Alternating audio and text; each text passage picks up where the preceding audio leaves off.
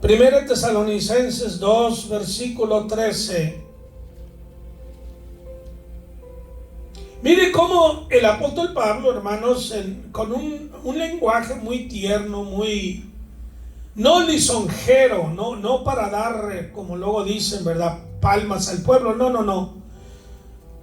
Él habla con toda sinceridad, Pablo, y está encomiando, hermanos, la fe de estos hermanos, su trabajo, su fatiga, su dedicación, su enfoque. En todos los, desde el versículo 2, damos gracias a Dios por todos vosotros, etc. Y sigue, y luego, hermanos, en el capítulo 2 sigue hablando la misma cosa. Y ahora entramos al versículo 13. Dice, por lo cual también nosotros, sin cesar, damos gracias a Dios. ¿Cuántos creen que debemos darle gracias a Dios, hermano? Amén. Pero fíjense que Pablo está agradecido con el Señor de cómo el pueblo había sido receptivo a la palabra. No estoy dando gracias a Dios porque Dios me ayudó a pagar la renta, aunque no es malo darle gracias a Dios por eso, ¿verdad? O que me dio un carro del año o una casa del año. No está hablando en términos materialistas, sino puramente espirituales. Aleluya.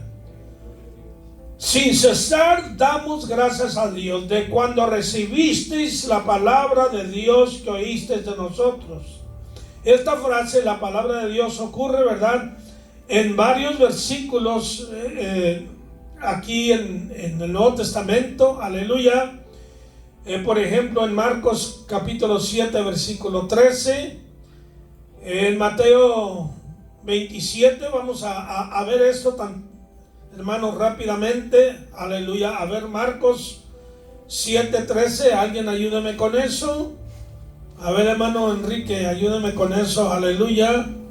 Y Mateo 24, aquí el joven. ¿Cómo te llamas, mijo? Giancarlo.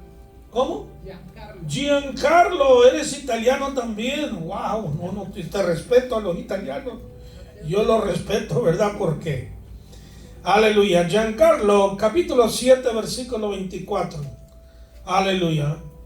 Y luego el Salmo 19, hermano Rubén, Salmo 19. Y luego la hermana Ashley, el capítulo 5 del Evangelio de Juan, hermana, 39. Muy bien. A ver, Marcos 7:13, ¿qué dice? Marcos 7:13 dice: invalidáis la palabra de Dios con vuestra tradición que habéis transmitido, y muchas cosas hacéis semejantes a estas. Invalidáis que la palabra de Dios, la haces sin valor, la conviertes inefectiva, ineficiente. ¿Con qué? Con vuestras tradiciones, costumbres legalistas que ustedes se han inventado y han establecido. La palabra de Dios no debe ser diluida. ¿Ok? No debe de ser diluida, debe de darse tal como es. Cuando usted le echa aceite al carro para que rinde el aceite, ¿qué hace? ¿Le echa agua? ¿Por qué se ríen? Porque no le va a hacer bien al carro, ¿verdad? No, tiene que echarlo así como está el aceite para que no le dañe el motor y para que funcione bien. La palabra de Dios, para que funcione, para que sea eficaz, eficiente, nosotros no debemos diluirla, darla tal y como está. Muy bien. Mateo 7, a ver, Giancarlo, 24. Cualquiera, pues, que me oye estas palabras y las hace, le compararé a un hombre prudente que edificó su casa sobre la roca. Descendió lluvia y vinieron ríos, y soplaron vientos y golpearon contra aquella casa, y no cayó, porque estaba fundada sobre la roca. Pero cualquiera que me oye estas palabras y no las hace, le compararé a un hombre insensato que edificó su casa sobre la arena. Y descendió lluvia y vinieron ríos, y soplaron vientos y dieron con ímpetu contra aquella casa, y cayó, y fue grande su ruina. Ok, ven ustedes la importancia de la palabra. Jesús, al terminar capítulos 5, 6 y 7 de Mateo, ¿verdad?, el primer gran discurso que dio Jesús. Dio 5 grandes discursos ahí en Mateo, pero este fue el primero, la introducción de su ministerio al pueblo. El que me oye y hace, no es asunto de oír, no, es hacer, poner en práctica. Le compararé al hombre prudente, sabio, juicioso, sobrio, que edificó su casa ¿sobre qué? Sobre la roca. Y cuando vinieron las tempestades, los vientos, no le hicieron nada. Pasó el viento, la casa permaneció. Pero el que no lo hace, dice Jesús, el que no hace lo que yo le digo. Mire, la palabra del Señor no es una sugerencia, hermanos. ¿Usted ha visto cuando el Señor le dio sugerencia a los profetas? ¿O a los apóstoles les dio sugerencias? Les dio mandatos, les dio orden, porque su palabra es perfecta, es cabal, es total, es sin error, es la verdad absoluta, única. Por eso el Señor nos da mandatos. Cuando yo estaba en el ejército, hermanos, ahí nos dijeron, mira, there's a right way, the wrong way, and the army way. Yo estaba en el ejército. Hay la manera correcta, la manera incorrecta, pero hay la manera del army. Aquí tú le vas a dar a hacer lo que nosotros te decimos, bien o mal. Te guste o no te guste, no te estamos pidiendo sugerencia. Te estamos diciendo, no pidiendo, diciendo que obedezcas, de lo contrario, estas son las consecuencias. ¿Te gusta o no te gusta? ¿Por qué? Porque nos estaban preparando para la guerra. Y en la guerra, allí no puedes adivinar. Allí no puede haber disensión, allí no puede haber divisiones, allí no puede haber opiniones, consejos. Tienes que saber qué hacer y ser decisivo, porque tu vida y la de tus compañeros depende en eso. ¿Estás entendiendo? Nuestra vida espiritual, nuestra fe depende de creerle al Señor su palabra. No mi opinión, no la tuya. Mi esposa le gusta dar opiniones para todo, hermano. Para todo. Tú apenas comienzas a hablar y ya te está dando ella una opinión. Le digo, mujer. La tolero, la aguanto. Por algo quedé calmo. Pero cuando voy a la palabra le digo, mira, hija, la Biblia no se trata de opiniones. No se trata de interpretar la Biblia privadamente, a tu antojo, a tu opinión, a tu cultura. No. Se trata de obedecer, de creer, de aceptar, sí, analizar, entender el contexto y el orden gramatical, como lo dice la palabra, y aplicarle, ¿verdad?, su aplicación literal. Pero no se trata de... Porque aquel dice, no, pues yo creo así, el otro yo creo así, el borracho dice yo aquí, el marihuano dice... No, hombre, olvídate. Eso no te ayuda a nada, eso no es palabra de Dios, es palabra del hombre. Aleluya. Son opiniones humanas. Muy bien, me pongo a predicar. Salmo 19:7, a ver cómo dice allí. ¿Quién tiene? La ley de Jehová es perfecta, que convierte el alma, y el testimonio de Jehová es fiel, dice que hace sabio al sencillo. Dice, los mandamientos de Jehová son rectos, que alegran el corazón, y el precepto de Jehová es puro, que alumbra los ojos. Wow, la ley de Jehová es perfecta, convierte el alma. Testimonio de Jehová es fiel, hace sabio al sencillo, al simplón, al ignorante, al analfabeta, lo educa, lo instruye. Los mandamientos son rectos. Te va a alegrar el corazón, te va a traer paz, te va a traer tranquilidad, gozo. El precepto de Jehová es puro, es limpio, es santo. El temor de Jehová es limpio, permanece ¿qué? Para siempre. Los juicios de Jehová son verdad.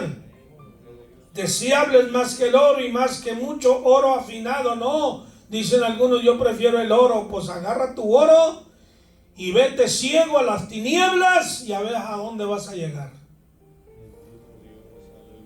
Porque sin la palabra de Dios no hay sabiduría. No se sabe el rumbo, la dirección que yo debo de tomar. Si la vida aquí terrenalmente trae muchos desafíos, muchas decisiones que tenemos que hacer, mucho que pensar en muchas cosas, ¿qué será la vida del más allá? La vida eterna. Hay que pensarlo con seriedad, ¿verdad que sí, hermanos? Hay que pensarlo con seriedad porque esto trae consecuencias eternas. Y luego, hermana Ashley, Juan 5:39, ¿cómo dice? Escudriñad las escrituras, porque a vosotros os parece que en ellas tenéis la vida eterna, y ellas son las que dan testimonio de mí. Gloria a Cristo. Escudriñar. Escudriñar es más que leer. Research. Haz investigación, estudio minucioso, profundo, analítico. ¿Por qué? Porque ellas son las que dan testimonio de mí, dice Jesús. Todas las escrituras, y estaba hablando, el Nuevo Testamento no estaba escrito cuando Jesús habló estas palabras. ¿Ok? No estaba escrito, no estaba refiriendo a estos, estaba refiriéndose desde Moisés en adelante. Claro, incluye también todo el Nuevo Testamento, porque el canon sagrado se completó, gracias al Señor. Pero está hablando Jesús de la importancia de escudriñar la palabra. ¿Cuánto tiempo le damos a la palabra, hermanos? ¿Cuánto tiempo? Aleluya. Una de las ventajas que hay cuando no hay trabajo ni dinero, porque si no hay trabajo pero hay dinero, te vas a pasear, a gastar, a pagar. Pero si no hay dinero, pues te tienes que quedar en casa, ¿verdad?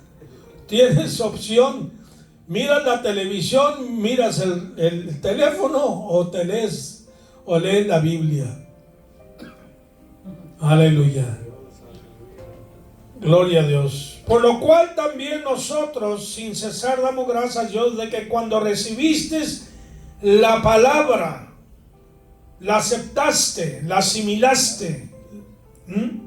La palabra de quién? De Dios, no opiniones. No enseñanzas huecas, vacías, filosofías de Platón, de Sócrates. Mire, yo he conocido pastores, hermano. Allí en Chicago conocí un pastor. Bueno, ¿cómo le gustaba a él la mitología griega? Le estoy hablando la verdad. Tuvo 4 hijos. A 3 de ellos les dio nombres de mitología griega. Y no estoy hablando de un pastor de 20 años de edad. No, ya tenía más de 50 años, se casó viejo.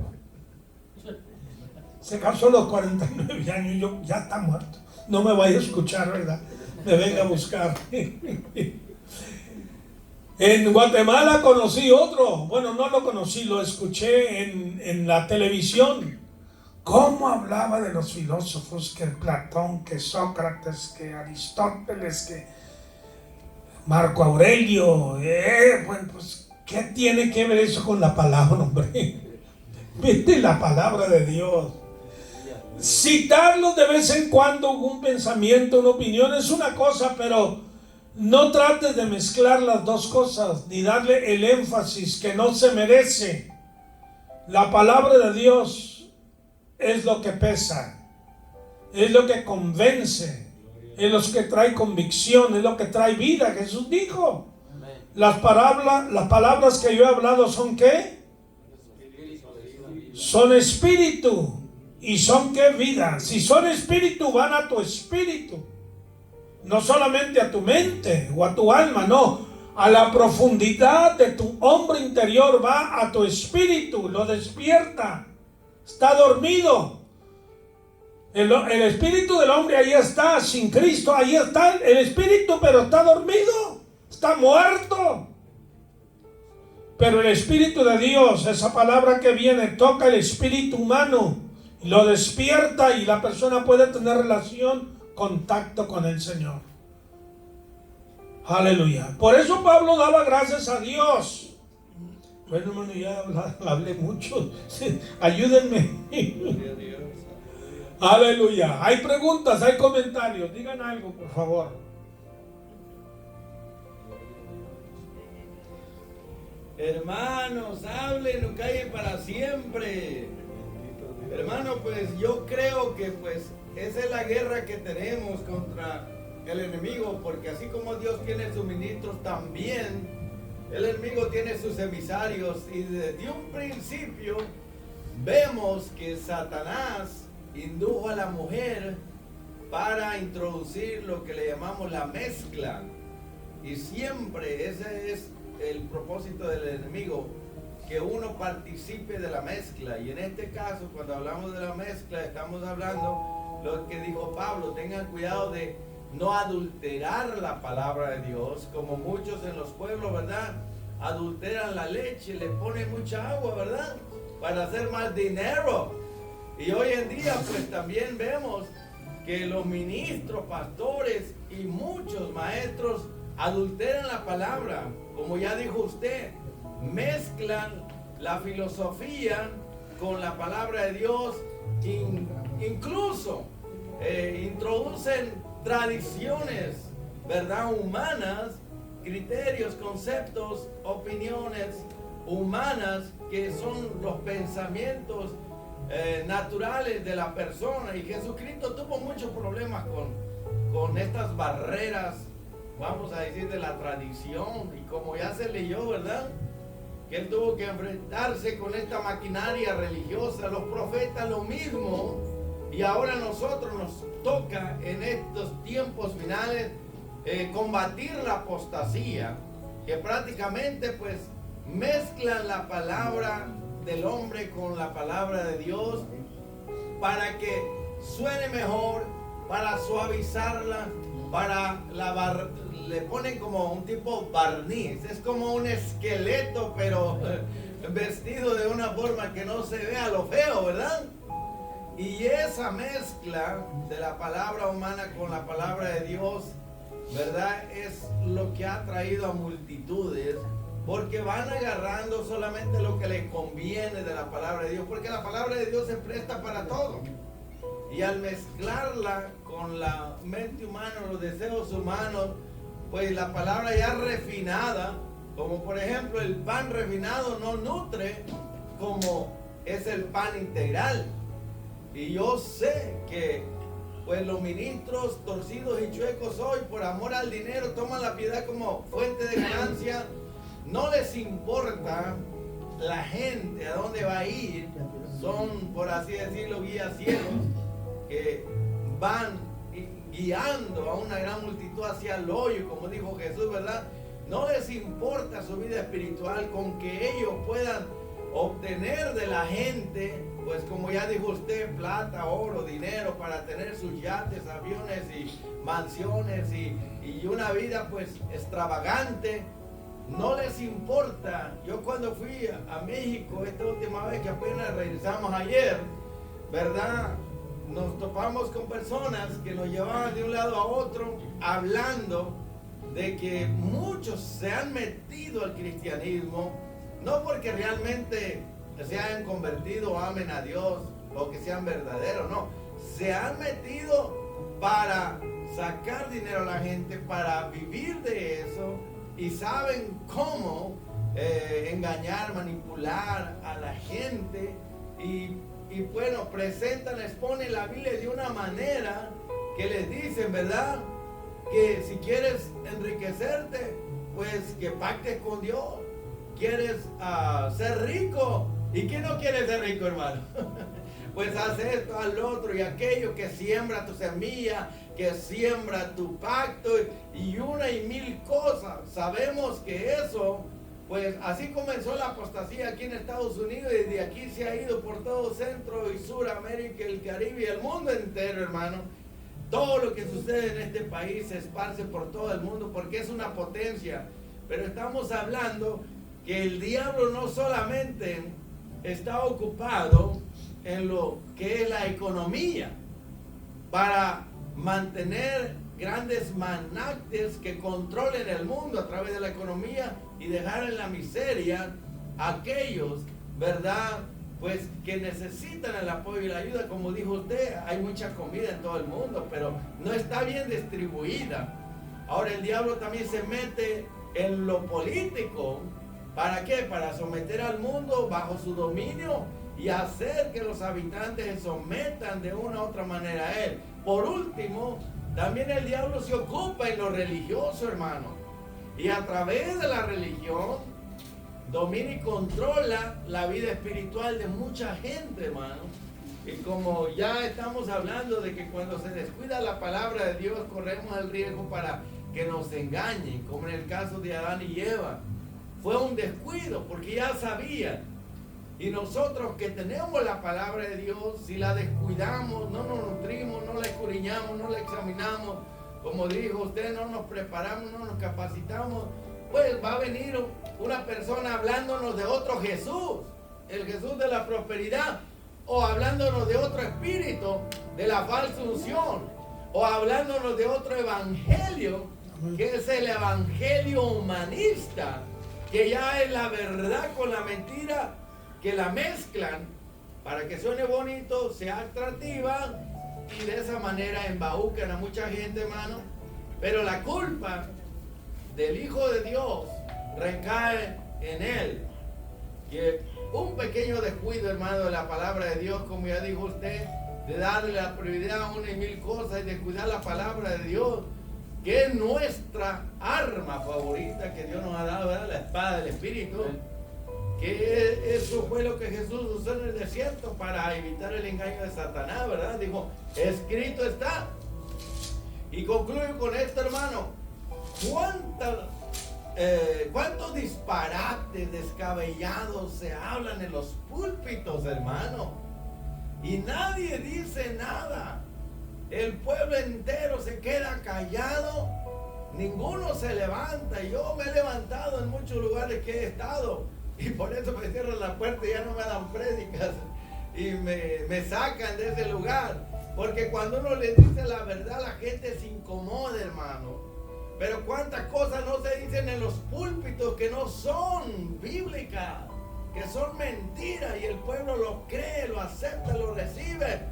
Yo les digo a todos los que nos están oyendo, mirando por las redes sociales, mire, escuche lo que un llamado ministro dice en el púlpito, pero usted tiene que, vamos a decir, mastíquelo, saboreelo, y si sabe palabra de Dios, si sabe, ¿verdad?, a lo espiritual, pues entonces, ¿verdad?, digiéralo, acéptelo. Pero si sabe a rayos, sabe a carne, sabe a mentira, escúpalo, examínelo todo, retenga lo bueno y lo demás échalo a la basura. Y si está en una iglesia donde el centro no es Jesucristo, donde no se predica la palabra, oye, sacude el polvo de tus zapatos y sal corriendo, porque tu vida espiritual corre riesgo. Y si sigues allí, te puedes perder juntamente con el montón. Gracias, hermano. Vamos para adelante y para Gloria arriba. a Dios. Amén, amén. ¿Algún otro comentario, hermano? ¿Pregunta? Sí, mi hermano. Una pregunta, estamos hablando de la palabra, ¿verdad? Claro, la palabra de Dios, y que es poderosa y estamos de acuerdo, pero mi pregunta es, o sea, nuestra palabra, ¿qué tanto efecto tiene cuando una persona habla negativa o positivamente? O sea, porque yo he escuchado, ¿verdad? La pregunta es por eso, porque he escuchado que mucha gente no quiere hablar nada negativo, ni en broma tan siquiera, porque dicen que toda esa palabra pues tiene poder, no sé si te has escuchado al respecto. Nuestra palabra, no la palabra. Bueno, el pastor habló de eso cuando tenía el púlpito. Mire, hermano, yo creo en la confesión positiva, creerle a Dios, creer lo que Él ha hablado, lo que Él ha profetizado, lo que Él ha enseñado, creerlo. Aunque no veamos el efecto inmediatamente. Estaba escuchando un hermano americano. Él enseña sentado, muy sencillo, en la televisión, pero es un hombre de mucha fe, y estaba hablando de uno de sus hijos se accidentó, y y le dijeron que pues era un accidente grave. Entonces, al momento aquello le pegó y quería entristecerse, pero se acordó de la palabra que dice que debemos alabar al Señor en todo tiempo y alegrarnos en Él en todo tiempo y confiar en Él en todo tiempo. Dijo, yo en vez de aceptar aquella palabra negativa, que era una realidad, porque estaba accidentado el joven, o la persona, un joven, una muchacha, no recuerdo, pero estaba accidentado, estaba lastimado. El diagnóstico del médico era que eso le iba a causar gran daño. Pero dijo, yo me rehusé a creerle al hombre y comencé a alabar a Dios y comencé a glorificarle y a darle gracias a Dios. Dijo, quedó sano totalmente. No, aquello no le afectó. Ahora, esa es una confesión que la podemos hacer porque la Biblia nos dice, ahí en Isaías 53, que Él llevó nuestras enfermedades y por sus llagas somos nosotros curados. Cuando Jesús sanó a los leprosos, 10 leprosos que vinieron a Él, sánanos, Señor, ten misericordia de nosotros. Jesús les dijo, id y mostraos al sacerdote. Era la ley. Una vez que estaba sano, el sacerdote tenía que darte un certificado de que estaba sano después de que examinarte. Ahora dice la Biblia que mientras ellos iban, fueron sanados. Nota tú que no fueron sanados cuando el Señor les dijo inmediatamente id. Ellos salieron de Jesús enfermos todavía, con la lepra todavía. Mientras iban en el camino, fueron sanados. Creyeron la palabra. Es lo que estamos hablando aquí de la palabra. Creer la palabra. ¿Cómo creo yo la palabra de la sanidad? Debo de creerla tal y como creo la palabra de la salvación. Yo confieso a Cristo. Cuando yo me convertí a Cristo, yo sentí compunción por mi pecado. Convicción, porque muchos dicen, repite esta oración y eres salvo, y a tu nombre está escrito en el libro de la vida. Y no sabes si aquella persona se ha arrepentido o no. Aquella persona no sabe ni, pues repite como el perico, ¿verdad? La palabra.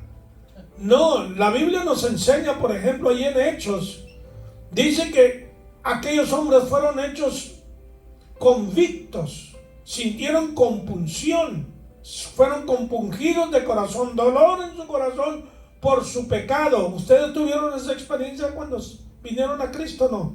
¿Cuándo tuvieron esa experiencia? Claro, yo tengo que estar consciente de, oye, mi ofensa a Dios fue algo serio, grave. Y me debe de empezar a haber pecado. Por lo menos esa es la convicción que el Espíritu Santo me trajo a mí. Y yo le oré al Señor y allí le pedí perdón. Después de pedirle perdón seriamente, pues me vino a la mente, ok, ya no puedes hacer más.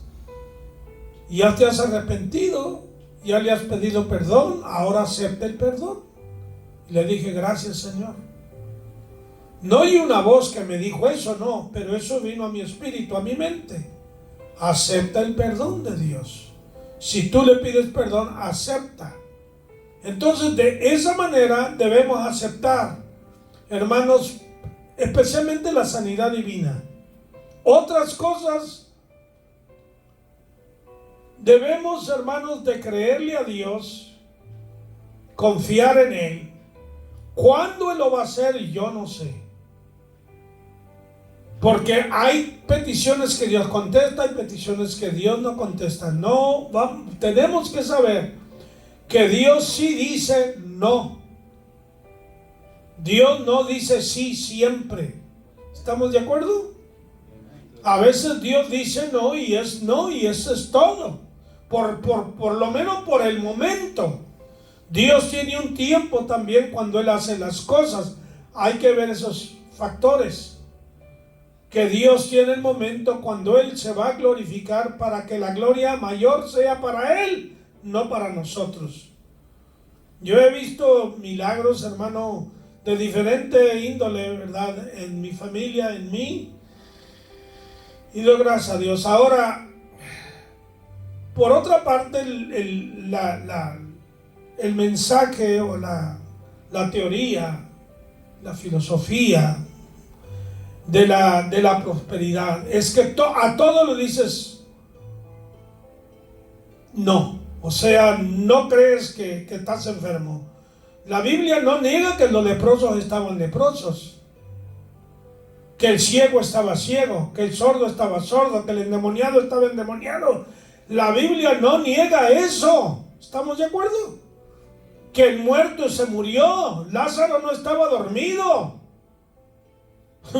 Y las hermanas de él confesaron: Señor, si tú hubieras llegado a tiempo, mi hermano no hubiera muerto. Estaba muerto, morido y matado, dijo uno.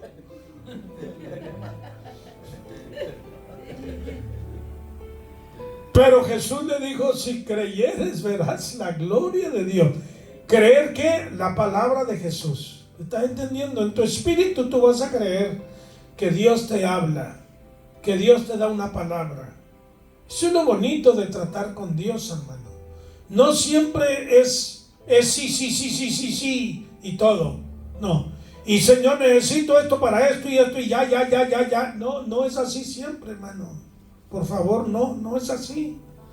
Hay que tener paciencia, hay que esperar en el Señor, hay que entender cuando Satanás nos hace guerra, hay que entender cuando el Espíritu Santo dice todavía no es tiempo. ¿Ok? Las dos cosas. Pablo usa esa expresión. El Espíritu nos estorbó para no ir a Bitinia. Pero también habla cuando el Satanás les estorbó y no pudieron ir. ¿Ok? No siempre es el diablo, no siempre es el Señor. Hay que usar sabiduría.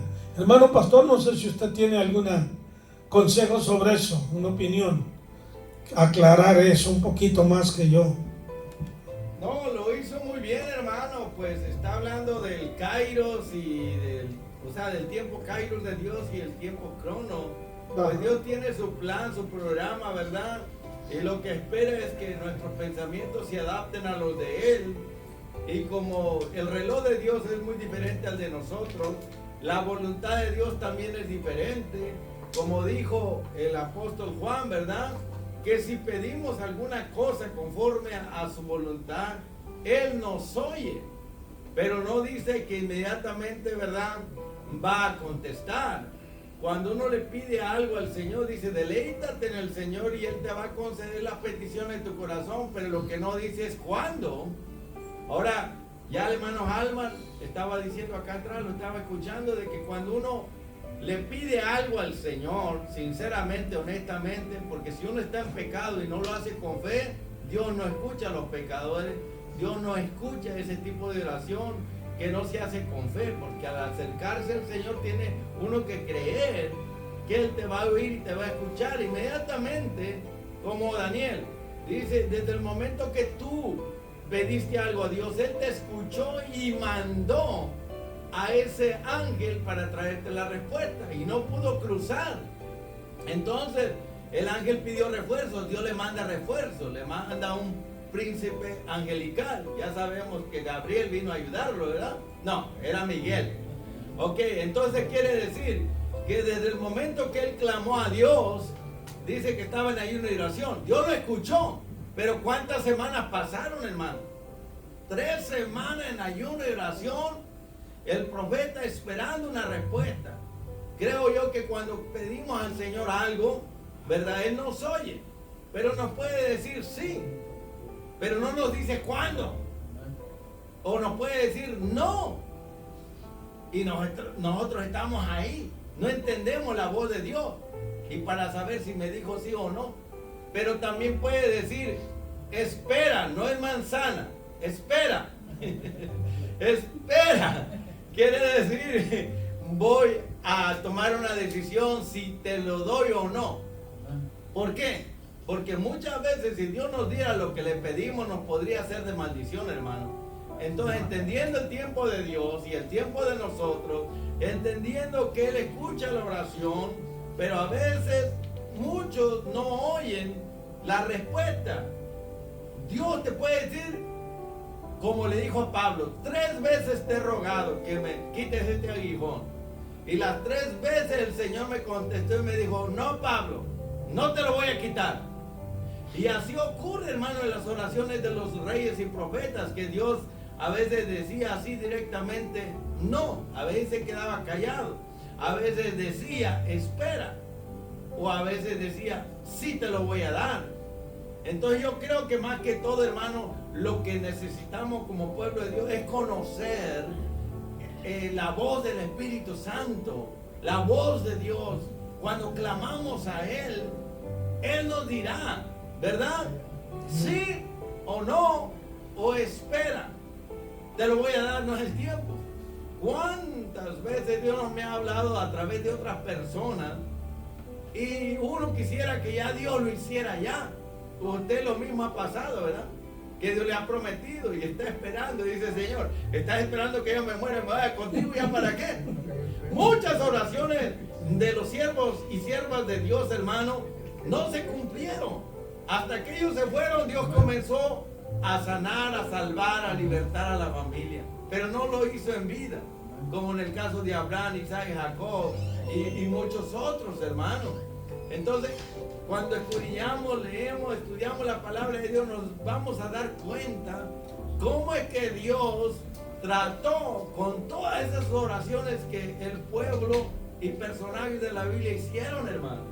Eso nos va a ayudar a nosotros. Pero yo digo, lo mejor que podemos hacer es buscar a Dios hasta que usted y yo podamos entender y escuchar la voz de Dios cuando oramos.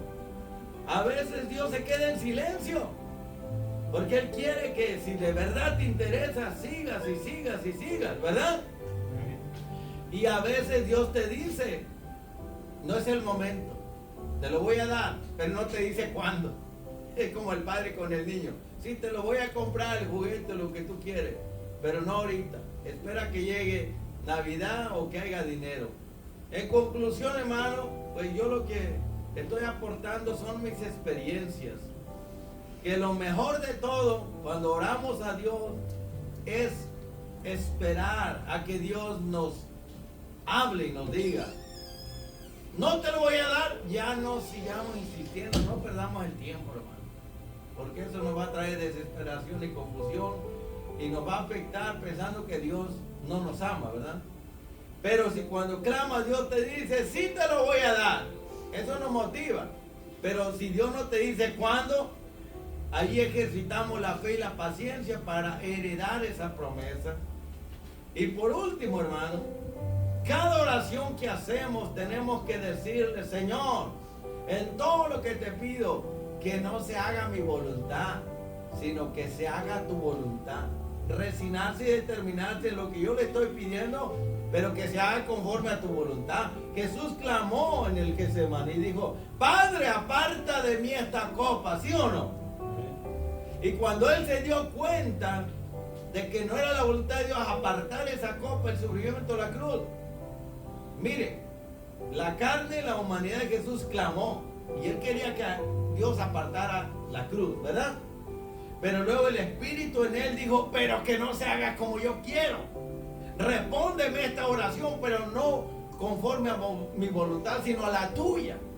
Hermanos, tenemos muchos ejemplos en la Escritura. Por eso es bueno leerla, meditarla, escudriñarla, examinarla, para aprender de otros personajes.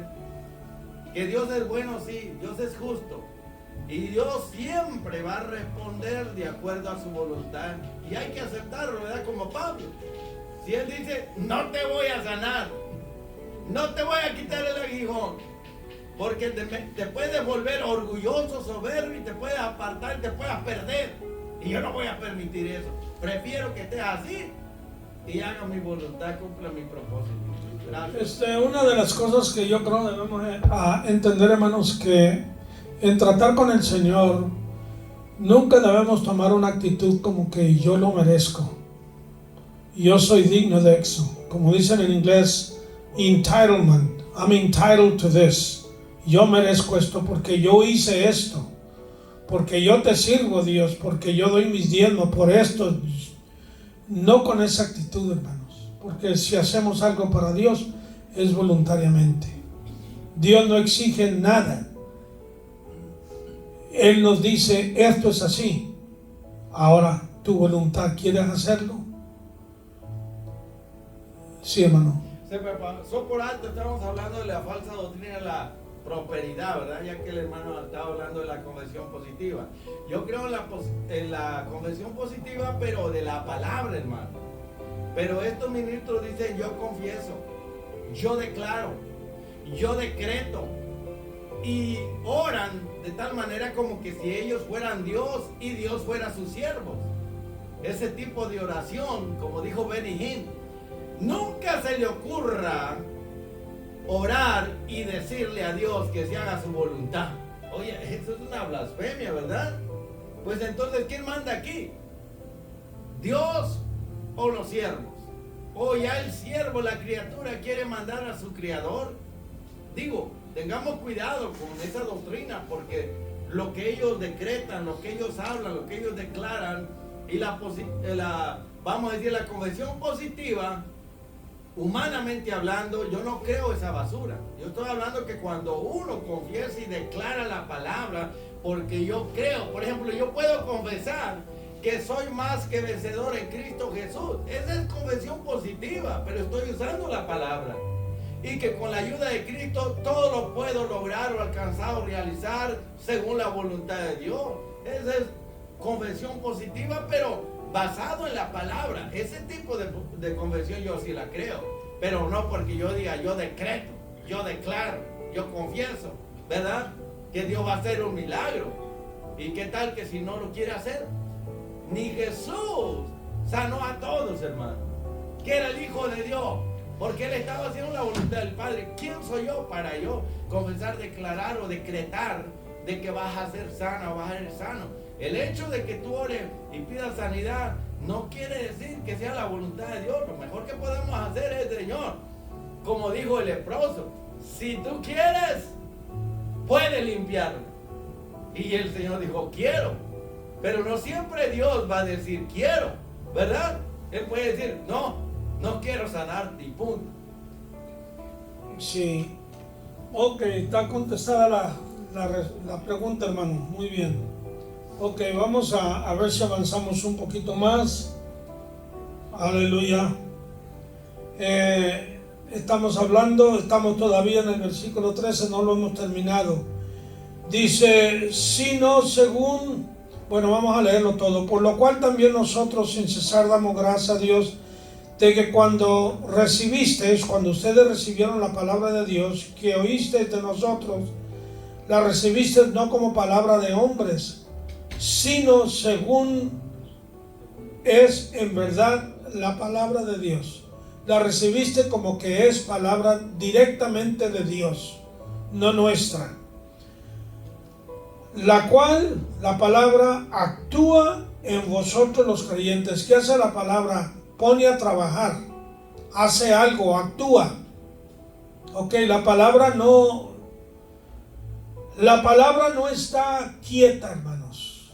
La palabra no está muerta, la palabra siempre está haciendo algo. ¿Cuántos creen eso? Dice allá en Génesis que cuando Dios creó el universo, la tierra, dice que el Espíritu de Dios, ¿qué? ¿Qué hacía el Espíritu de Dios? Se movía. El Espíritu Santo de Dios se movía sobre la superficie de las aguas. Y el Espíritu de Dios se sigue moviendo hoy en día, ahora en nuestras vidas. El Espíritu Santo no está quieto. ¿Estamos de acuerdo con eso?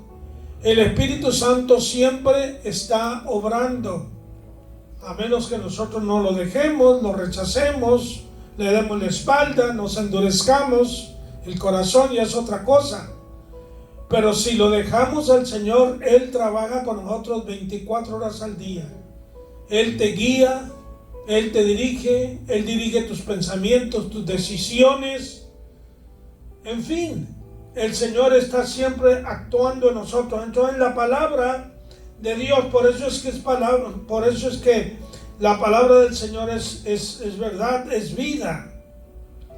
Es vida. La vida, cuando tú estás vivo, tú estás activo. Aún ustedes que están sentados, la sangre está circulando, ¿no? Fluyendo, Está fluyendo. Tu mente está despierta. Hay algo en ti que se está moviendo. No estás muerto. Esa es la diferencia de un vivo y un muerto. En el muerto nada se mueve. En nosotros la palabra y el Espíritu de Dios, que trabajan unidos, están siempre moviendo. Aleluya. Que actúa en vosotros. Luego el versículo 14. Porque vosotros, hermanos, veniste a ser imitadores de las iglesias de Dios en Cristo Jesús, que están en Judea. Imitadores de Pablo, imitadores de Cristo y imitadores también de la iglesia. Aleluya. Que está en Judea. ¿En qué habían imitado la iglesia de Judea? En la persecución que la iglesia en Judea había sufrido, en las pruebas, en las luchas. Estos hermanos imitaron la buena conducta y actitud de la iglesia de Judea. ¿Ve usted cómo podemos aprender unos de los otros? Amén. Por eso Pablo dijo, sed imitadores de mí como yo soy de Cristo. Yo puedo imitarlo a usted, al pastor, a cualquiera de ustedes. ¿Qué reacción hizo usted cuando tuvo esa prueba? De tantos testimonios que uno escucha, hermano, que si uno pone atención, ese testimonio es un manjar del cielo, porque te alimenta. Como Dios obró en el hermano Henry, el hermano Enrique, el hermano Rubén, el hermano Pastor, en todos ustedes, yo puedo aprender algo. Y quizá yo esté atravesando algo similar, o voy a atravesar algo que usted atravesó en su vida.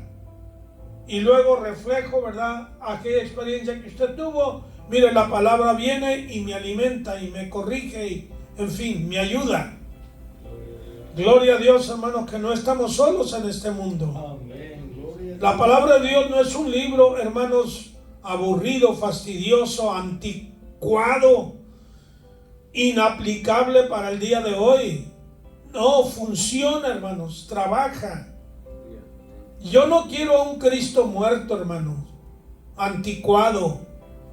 Dicen que Cristo ya no hace milagros. Yo no quiero a ese Cristo, ¿ok? Si Cristo no hace milagros, a ese Cristo yo no lo quiero. Yo quiero al Cristo que la Biblia dice, que hizo milagros y hace milagros, que vive y reina para siempre, que es el mismo ayer, hoy. A ese Cristo lo quiero yo. Tú quieres al otro Cristo, está bien, no hay problema conmigo. Yo prefiero a este Cristo.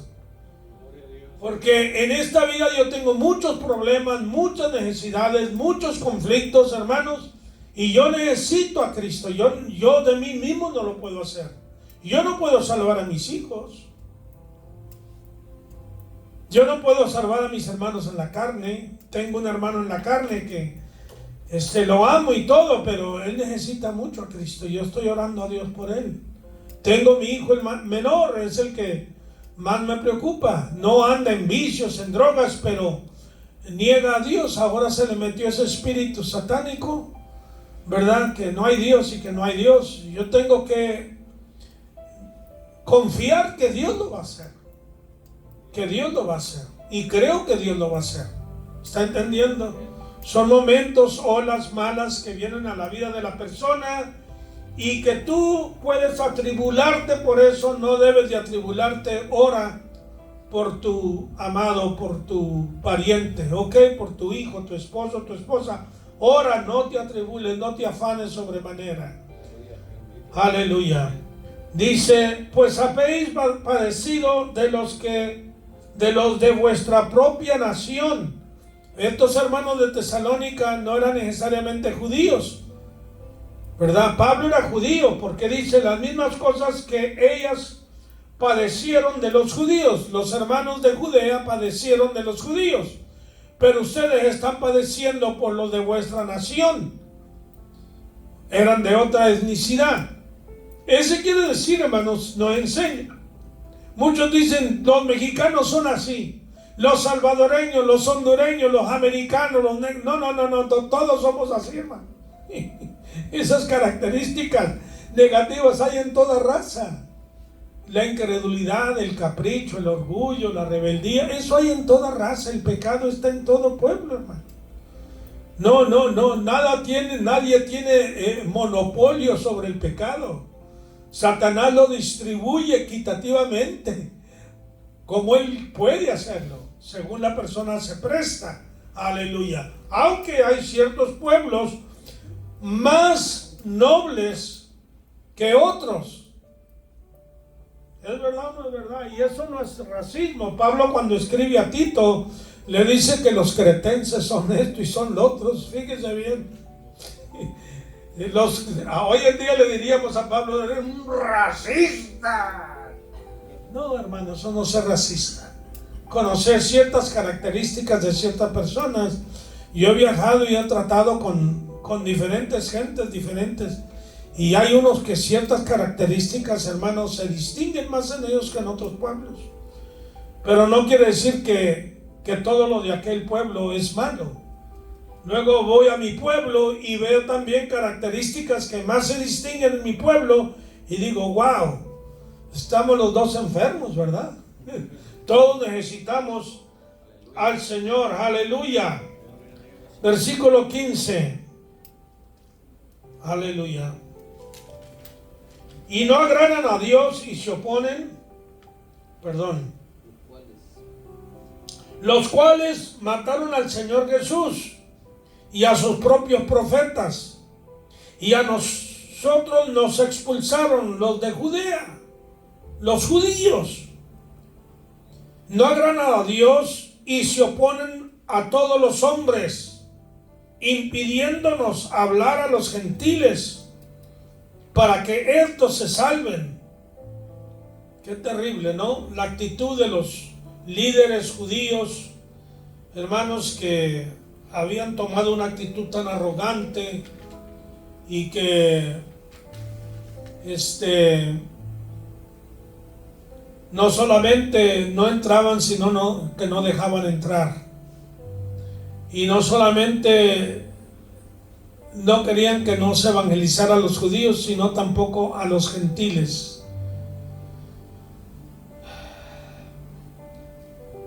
Hablando de lo que comencé a hablar al principio de lo que está pasando en el mundo, ahorita está pasando una cosa grande en Canadá. Canadá en un tiempo evangélico, como Australia, como los países, ¿verdad?, de habla inglés. El evangelio se propagó primero entre ellos. Acá entre los latinos, hermanos, de México para abajo, se propagó más la virgencita, ¿verdad?, y los monitos. Eso fue lo que se propagó y es lo que el pueblo recibió. Hasta después entró el evangelio, pero con mucha dificultad. Yo recuerdo, yo iba a México allá en los 50, hermanos, 60, y yo he viajado bastante dentro de México hasta el sur, y hay lugares donde todavía no puedes entrar en México. He dado Guatemala, en Antigua Guatemala, hermano, hay una catedral católica a cada esquina, sin exagerar. Y hay unos que, si tú hablas del evangelio de Cristo, tienes que decirles, mira, te voy a hablar del Hijo de la Virgen María. Comienza así, pon a la Virgen adelante y luego el Hijo. Oye, no puedes despreciar a uno y rechazar al otro, no puedes odiar a uno y amar al otro. Porque si les hablas solo de Cristo, hermanos, para ellos es una experiencia espeluznante. No lo soportan. Ese nombre tiene poder. Revoluciona, cambia. Hablar de Dios no es problema, hermano. Hablar de Dios no es problema en ninguna parte. No, hablar de Cristo es el problema. ¿Me estás entendiendo? Hablar de Cristo. Por eso Jesús dijo, en mi nombre. A ustedes no los persiguen, pero a aquellos que invocan mi nombre, estos serán perseguidos. Pero cuando tú entras, tú tienes que usar de sabiduría. Y si le dices Cristo y que la Virgen, no, es que Cristo es el Hijo de la Virgen. Allá está con Él, sentado con Cristo en el cielo. Tienes que presentar eso, o sea, darles a saber sin darle crédito a ella de redención. Solamente que fue la madre humana de Jesús. No te metas mucho a la teología porque te dan pedradas. Alaba a Cristo, aleluya. Amén, gloria a Dios santo. Y dice, impidiéndonos hablar a los gentiles para que estos se salven. Así colman ellos siempre la medida de sus pecados, pues vino sobre ellos la ira hasta el extremo. Wow. A ver, ¿qué dice allí Mateo 23:32? A ver, hermano Armar. Mateo 23:32. Muy bien. Y luego, sí, Mateo 23:32. Y luego, a ver, hermano Henry, Romanos 2:5. Ok. Mateo 23:32, go ahead. Vosotros también llenad la medida de vuestros padres, serpientes, generación de víboras, ¿cómo escaparéis de la condenación del infierno? Ay, hermano, tan fuerte así les habló Jesús. Si tú lees todo el capítulo 23, vas a decir que Jesús estaba enojado, estaba indignado. Jesús estaba indignado. ¿Por qué? Por el rechazo, por la intransigencia, el capricho de este pueblo, hermanos, de no ceder, viendo milagros auténticos, reales, verdaderos, y no querer aceptar. A ver, hermano Henry, ¿qué dice ahí Romanos 2:5? Pero por tu dureza de tu corazón no arrepentido, atesorarás para ti mismo ira para el día de la ira y de la revelación del justo juicio de Dios, el cual pagará a cada uno conforme a sus obras. Wow. Llenad la medida de vuestros padres, la copa de la ira de Dios. Si usted lee Apocalipsis allí que 16, la copa de la ira de Dios derramándose, las 7 copas, todo el capítulo 16 de Apocalipsis, y la ira de Dios derramándose, y la ira de Dios derramándose, y la ira de Dios derramándose, hermanos, en una forma acrecentada, más intensiva, más fuerte. Hermanos, Dios tiene paciencia. Y fíjate que Dios es muy, pero muy, muy misericordioso. A mí me asombra, y a veces me enojo yo con el Señor. Señor, ¿por qué este hombre merece la muerte? Mira lo que hizo, y en vez de echarlo al infierno, lo salvas, lo perdonas, lo cambias, lo pones de pastor ahora. Eso es lo misericordioso de nuestro Dios, hermano. Que cuando nos arrepentimos de verdad, de corazón, Él nos perdona, Él nos cambia, Él nos regenera, Él nos transforma.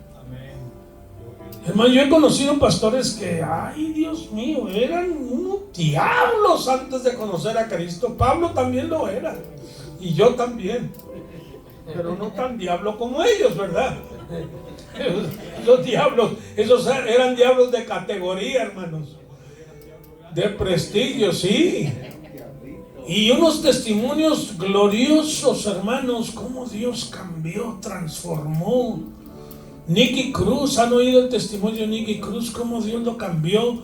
Hay uno, se llama Francisi, italiano. Él estaba en el bajo mundo, hermanos, en la mafia italiana. El papá de él vivió 104 años de edad y era mafioso de los mafiosos aquí en Estados Unidos. Y este hombre se convirtió a Cristo. El otro día lo oí discutir en las redes, hermano, con otro Salvadori,